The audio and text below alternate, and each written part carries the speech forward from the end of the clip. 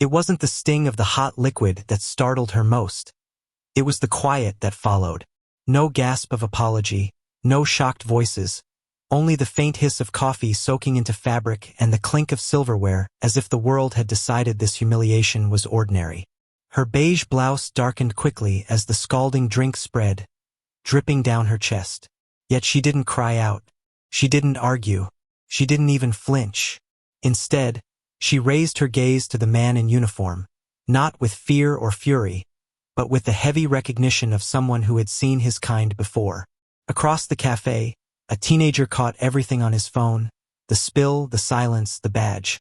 What he recorded would go far beyond embarrassment or bruised pride. Because this quiet woman, Gloria Hall, happened to be the mother of the man who had already begun reshaping Ridgeway's entire police department. The Morning Brew Cafe was a small corner shop on Willow and 12th, the kind of cozy spot where cinnamon seemed baked into the walls and sunlight warmed the old windows. Regulars didn't just buy coffee here, they claimed tables. And for 3 years, the second booth by the window had belonged to Gloria. Every Wednesday, right on time at 8:15, she arrived in her soft gray sneakers, a floral scarf tucked neatly into her coat, and a notebook always tucked under her arm. Her order never changed. Black coffee, 1 sugar, no cream. She would sit quietly, sometimes offering a polite smile to the barista, but rarely speaking. To most people in Ridgeway, she was simply Miss Gloria, a 64-year-old widow, grandmother, and retired special education teacher. The type of person who mailed birthday cards without fail and pressed flowers between the pages of cookbooks. That morning began like every other. Gloria nodded gently at the morning staff, slipped into her booth, and placed her order. Nothing unusual until Deputy Chad Rollins walked in. Rollins wasn't new in town. He grew up a few towns over, played high school football, and, after failing out of state college, slid into the sheriff's department. He carried himself like he owned every room, wore a practiced fake smile, and treated his badge as if it came with a throne. He believed rules bent to him, and when he saw Gloria sitting in his booth, his mood soured. "You mind moving, ma'am?" he asked. Gloria blinked. "Excuse me? I always sit there," he said flatly. "I've sat here every Wednesday for 3 years," she replied calmly. The cafe went still. Rollins glanced around at the frozen barista and 2 teenagers near the counter. He didn't like being watched, but instead of backing down, he leaned into it. His smile thinned into something sharp. "Guess it's time someone reminded you how things work around here." And then, without warning, he lifted her fresh cup of coffee and slowly poured it down the front of her blouse. The room didn't erupt in shouts. The cruelty was too stark for noise. Instead, it filled with stunned silence. Gloria stood, wiped her hands with a napkin, and said softly, "You've made a mistake." Rollins smirked. "Oh yeah? You gonna call your son?" "I won't need to," she murmured, because just above the cafe's doorway, pinned to the community bulletin board, hung a framed photo of Ridgeway's new police chief, Marcus Hall. The caption read, "Proudly raised by Gloria Hall." The video started shaky, just a teenager's phone struggling to capture what was unfolding. In the background, you could hear silverware clinking and a gospel tune humming faintly from the cafe's old radio. Then came the stunned whisper, "Yo, is he serious right now?" In only 38 seconds, the world saw everything. Deputy Chad Rollins, uniform crisp and badge gleaming, deliberately emptying a cup of hot coffee down the front of a 64-year-old woman's blouse. The way she stood, calm and silent, not fighting back. And the camera's slow pan to the community bulletin board, where the picture of Ridgeway's new police chief, Marcus Hall, proudly proclaimed, "Raised by Gloria Hall." By 9:43 a.m., the clip was uploaded to Facebook. By 10:12, it hit Twitter. By 11:03, it wasn't just local gossip, it was trending nationwide. #CoffeeCop wasn't just a hashtag. It became a rallying cry. For some, it symbolized the everyday cruelty Black women endured in silence. For others, it exposed how power could be weaponized without consequence. And for many, it was about a quiet woman who had never demanded attention, but somehow spoke volumes without saying a word. Within 3 hours, the video had racked up nearly 3 million views. News outlets scrambled to confirm details. Who was the woman? Was it racially motivated? Could she really be the mother of the town's brand-new police chief? Meanwhile, the Ridgeway Police Department went silent. No denial. No apology. No statement. But silence, too, carried weight. Their official voicemail filled by noon, emails stacked by the hundreds, and online pages flooded with angry demands for answers. In a downtown office, Chief Marcus Hall was in the middle of a strategy meeting when an aide rushed in, phone shaking in her hand. "You need to see this."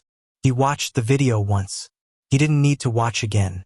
Without a word, he rose, straightened the badge on his chest, and walked out of the room. His anger didn't show on his face. It sat heavy, buried under his controlled calm, but it burned nonetheless. By the time Marcus reached the station, a small army of reporters had already parked outside. Local activists were calling for a 3 p.m. rally at the station. Show up, speak up, stand for Gloria. Inside, tension was palpable. Officers avoided his eyes as he passed through the halls. Conversations cut off mid-sentence. He didn't bother with formal briefings. He went straight to the heart of the matter. "Bring in Deputy Rollins." Rollins entered the room chewing gum, half-smirking. "Something about a form I missed?" Marcus didn't look up from the document in his hand. His voice was steady, but sharper than steel. "You poured coffee on a woman this morning." Rollins blinked.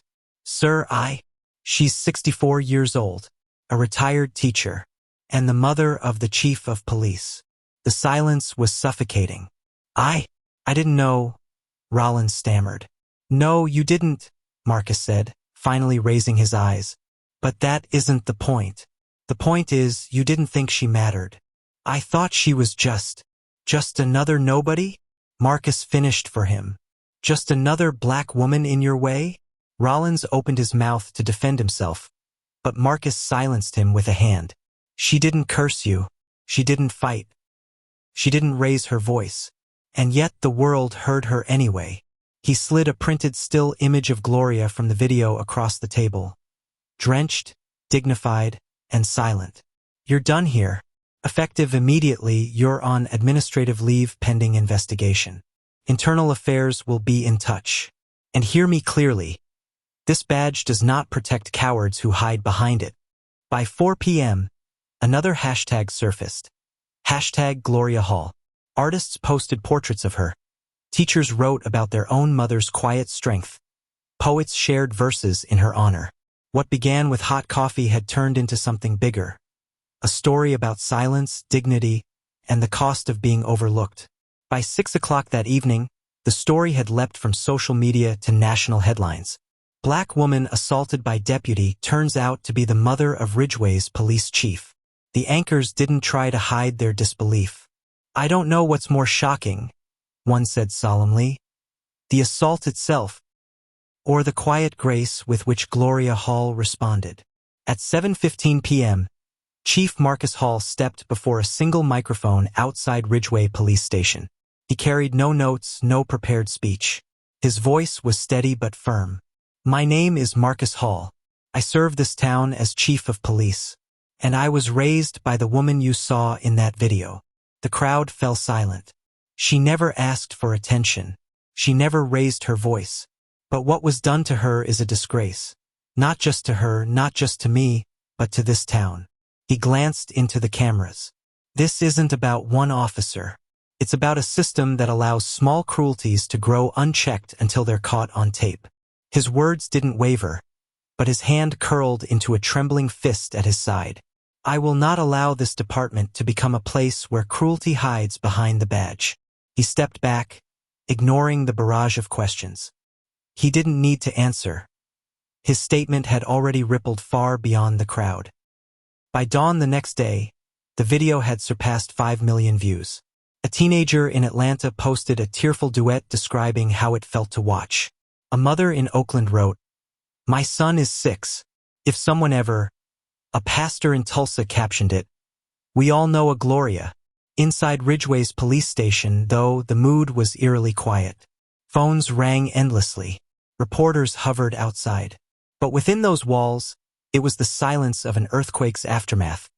Everyone waiting to see what would crack next. At his desk, Marcus scrolled through messages. Words of support, threats, skepticism. One comment cut through. If she wasn't his mother, would we even care? The truth stung. He pushed the thought aside.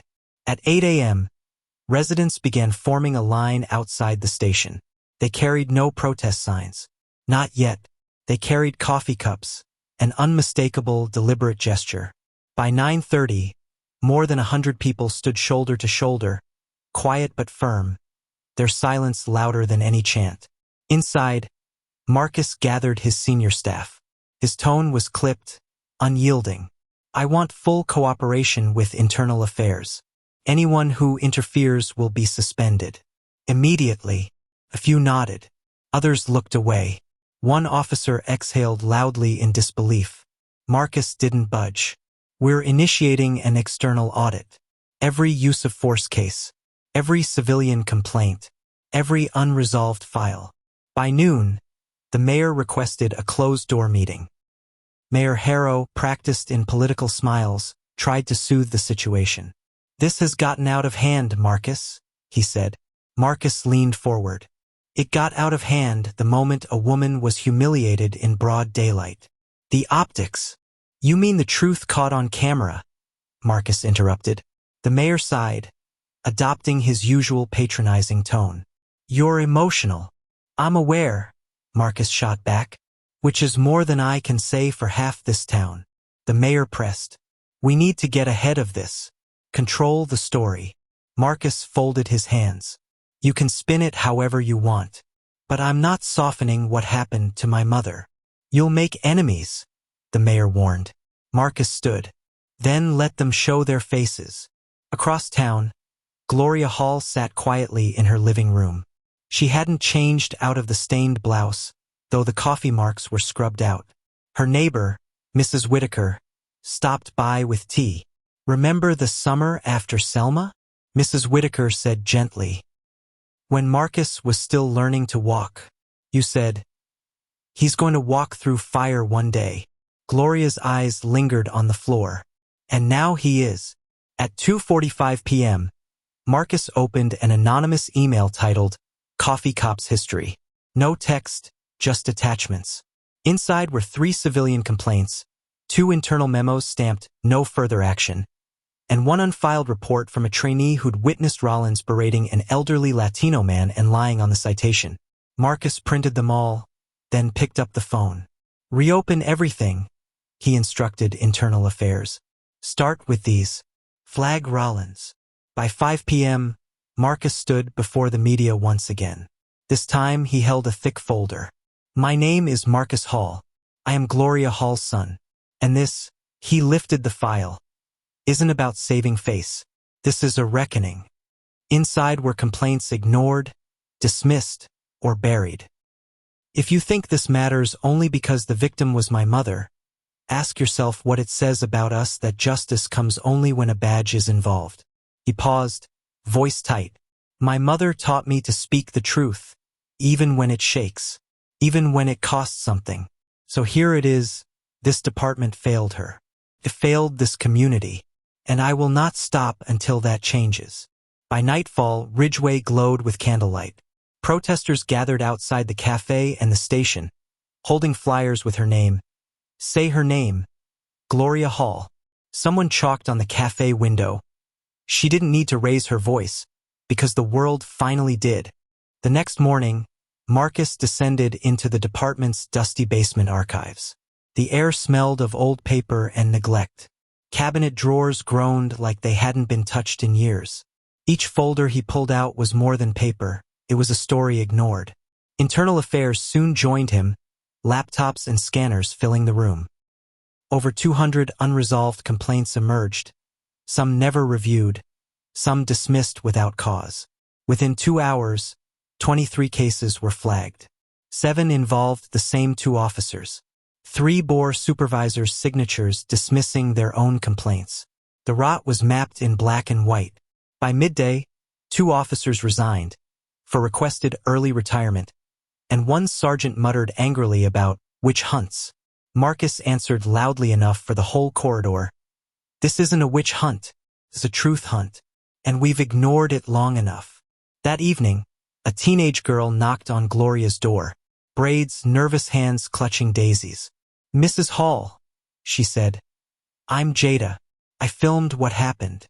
Gloria studied her for a long moment, then patted the seat beside her. Jada sat, twisting stems between her fingers. "I didn't mean to go viral. I wasn't trying to be famous. I just couldn't not record it." Gloria smiled faintly. "You did something brave. You gave truth a witness." She squeezed the girl's hand. Meanwhile, Marcus met with Sergeant Calhoun, a retired veteran. Sliding an envelope across the table, Calhoun admitted, "I was there when some of those files were buried. I didn't fight hard enough. But you, clean house before the termites bring it down." Inside were names and incidents no one had dared mention. Marcus accepted the notes with a solemn nod. Soon after, he identified 7 active officers with repeated misconduct. Lieutenant Cole, pale and exhausted, asked, "All 7? "Every last one," Marcus confirmed. That night, Gloria appeared on local television. She sat with folded hands, steady gaze. "My son is not perfect, but what he's doing matters. Because the only thing worse than injustice is pretending it doesn't exist." Her words silenced the anchor. Clips spread nationwide. The backlash came swift: threats, vandalism, online smears. Carr keyed with the word traitor. But Marcus kept going.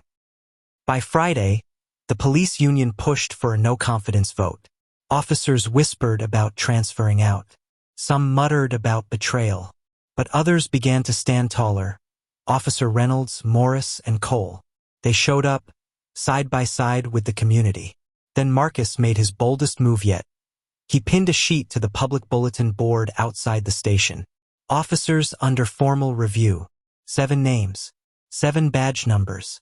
Beneath them, a handwritten note. "No justice without truth. No trust without transparency." By 7:30 a.m., the list had gone viral. Crowds swelled outside. Inside, panic spread. The union delivered a certified letter demanding Marcus retract the list. He folded it neatly and said, "Let them vote." More voices emerged. A woman stepped forward clutching a photo. "My son filed a complaint 3 years ago. It disappeared.